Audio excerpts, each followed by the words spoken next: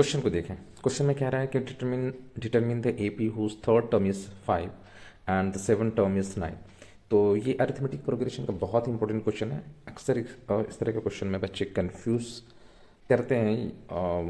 उनके अंदर क्वेश्चन को अंडरस्टैंड करने की ये नहीं होती, कैसे पिक करें कि हमारे इसमें टर्म कौन से हैं, नंबर ऑफ टर्म क्या दिया हुआ है, और हमारी क्या कहते हैं जो गिवन इन्फॉर्मेशन है वो क्या दिया हुआ है, उसको कैसे हम क्या आगे हम कैसे फर्दर इसको प्रोसीड करेंगे। तो देखें यहाँ पे क्वेश्चन में जो दिया हुआ है वो आप गौर से देखें। तो क्वेश्चन में दिया हुआ है क्या है कि आपका जो थर्ड टर्म है वो दिया हुआ है, T3 की वैल्यू 5 है। और आगे बढ़ें, इसमें जो है ना और भी चीज़ें हैं, जैसे T7 की वैल्यू आपकी दी हुई है, T7 की वैल्यू गिवन है, दैट इज़ 9। और ये आपकी गिवन इन्फॉर्मेशन हो गई।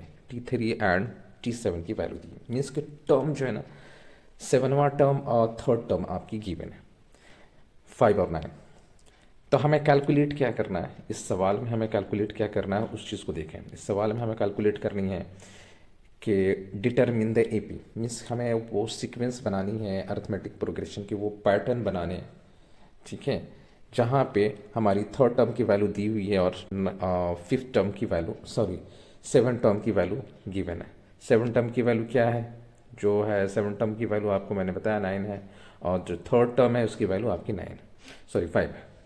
तो हमें क्या कैलकुलेट करनी है, हमें कैलकुलेट करनी है अरिथमेटिक प्रोग्रेशन बनानी, सीरीज बनानी, ठीक है। सीरीज बनाने के लिए बहुत यूनिक चीज़ मैंने बताया था थियरी के केसेस में कि सीरीज बनाने के या पैटर्न बनाने के लिए, अरिथमेटिक सीरीज बनाने के लिए आपको ज़रूरी क्या है कि फर्स्ट टर्म आपको मालूम होना चाहिए एंड द कॉमन डिफरेंस आपको मालूम होने चाहिए।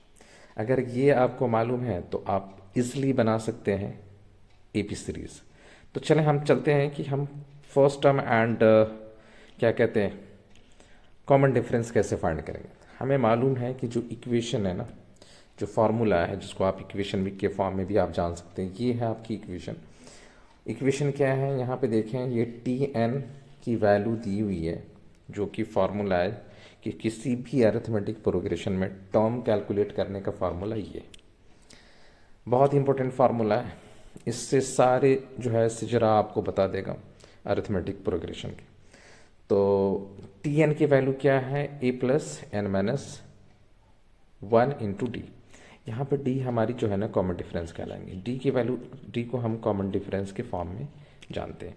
एंड द ए की वैल्यू को हम क्या कहते हैं, फर्स्ट टर्म यहाँ पे माना जाता है। एन जहाँ पे हमने बताया था, एन की को है नंबर ऑफ टर्म्स कैलकुलेट ये मानते हैं।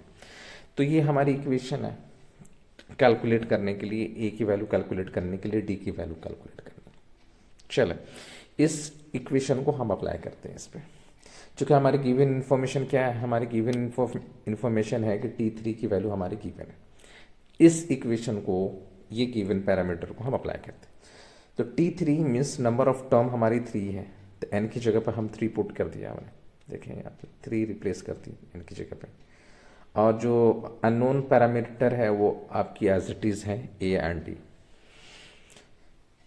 तो अच्छी बात क्या है कि T3 की वैल्यू हमें मालूम है क्या है, 5 है, विच इज़ इक्वल टू 5 हमने कर दी। इसको इक्वेशन नंबर हमने 1 माना।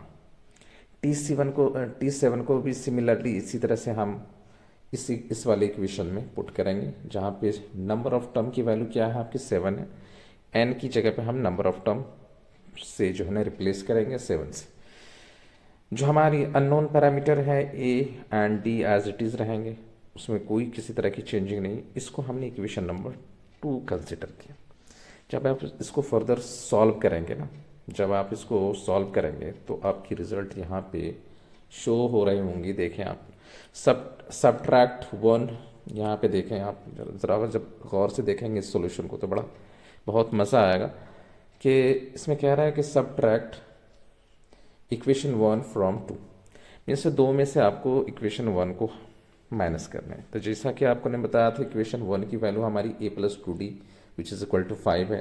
जब आप उसको सिंप्लीफाई करेंगे एंड जब इक्वेशन सेकंड जो है ना आपकी a प्लस 6d हो जाएंगे विच इज़ इक्वल टू 9। तो इनको आप सब्ट्रैक्ट करेंगे। तो ये बड़ा बेसिक चीज़ है ये 8 9 की चीज़ें हैं सब्ट्रैक्ट करनी, किसी भी इक्वेशंस को आप कैसे सब्ट्रैक्ट कर सकते हैं। तो ये यहाँ पे बड़ा आसान तरीका है, जब साइन कन्वेंशन का यहाँ पे यूज़ करें, जो भी आपकी एक ही साइन है उसको आप माइनस कर दें, प्लस है तो माइनस करें, प्लस है तो माइनस करें, जहाँ पे पॉजिटिव साइन हो वहाँ पे नेगेटिव साइन से रिप्लेस कर दें। सब्ट्रैक्ट करनी है सिंपली, जैसे भी करना है आप सब्ट्रैक्ट कर लें। एलएचएस वाले को एक तरफ कर लें, आरएचएस वाले को एक तरफ कर लें, ठीक है। आरएचएस वाले को एक तरफ और एलएचएस वाले को एक तरफ कर लें। तो जब रिजल्ट जो आएगा वो 4D होगा, चूँकि ए सिमिलर है, वो माइनस में सब्ट्रैक्ट होने के बाद कैंसिल आउट हो जाएंगे। जो बचेगा वो 4D which is equal to 4। जब यहाँ पे D की का वैल्यू आप कैलकुलेट करेंगे, सिंपली आपको जो निकल के वैल्यू आएगा 1 के बराबर। यहाँ पे हमारी एक अननोन पैरामीटर जो कि कॉमन डिफरेंस है उसको हम D से इंडिकेट करते हैं, उनकी वैल्यू हमें निकल करके आ गई, ठीक है। उनकी वैल्यू हमारी निकल करके आ गई। अब जो हमारी अननोन पैरामीटर है वो है A, that is first term. उसको हम कैसे कैलकुलेट करें? सिंपली किसी भी इक्वेशंस में आप चाहे 1 में हो, चाहे आप हम करें कि चाहे आप 1 में हो चाहे 2 में, आप जिसमें भी आप एक D की वैल्यू पुट करेंगे, एक ही वैल्यू आप आसानी से इजीली आप कैलकुलेट कर सकते हैं। तो फाइनली जब आप इसको सिंप्लीफाई करेंगे, सिंप्लीफाई करने के बाद जो आपकी अननोन पैरामीटर है वो A की वैल्यू निकल कर आएंगी 3। बड़े आसान स्टेप हैं।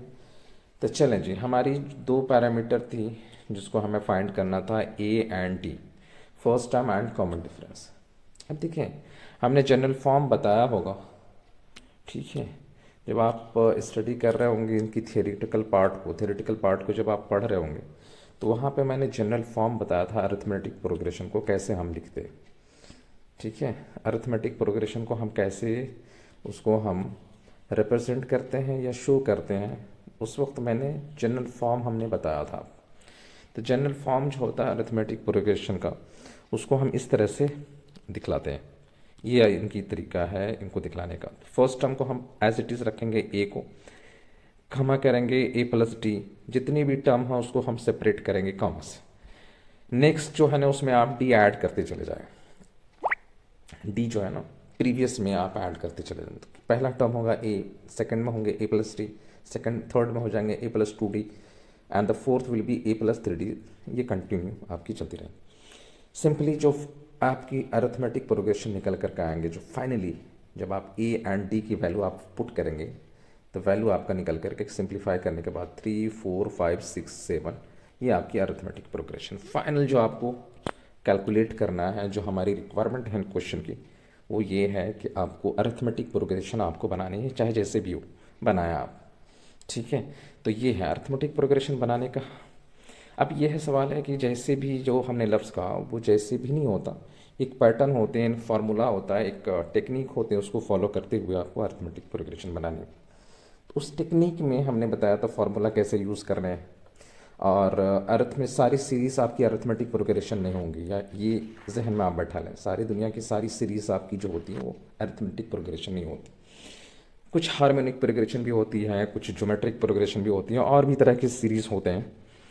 लेकिन यहाँ पे हमारी अरिथमेटिक प्रोग्रेशन ये तभी कहलाएंगे जब इनके बीच की जो डिफरेंस होंगी, टर्म्स के बीच की जो डिफरेंस होंगी वो सेम होंगी, दैट इज़ कॉमन डिफरेंस आपकी हर जगह सेम होंगे। ऐसे सीरीज जो कहलाएंगे वो आपकी अरिथमेटिक प्रोग्रेशन कहलाएंगे। आप चेक कर सकते हैं 4 - 3 1 5 - 4 विच इज़ इक्वल टू 4 - 3 1 5 - 4 आपकी 1 के बराबर होंगी, 6 - 5 1 के बराबर होंगी। तो जहाँ जहाँ भी आप देखेंगे आपकी कॉमन डिफरेंस की वैल्यू आपकी 1 के बराबर। तो ये थी छोटी सी क्लास। एक क्वेश्चन को मैं अच्छे अंदाज में आपको मैंने बताया कैसे आपको एग्ज़ाम में सॉल्व करनी होंगी। तो अगर आप एक क्वेश्चन को आप अच्छे तरीके से समझ गए तो आप 1000 तरीके के क्वेश्चंस होंगे इसी से रिलेटेड आप आसानी से बना सकते हैं।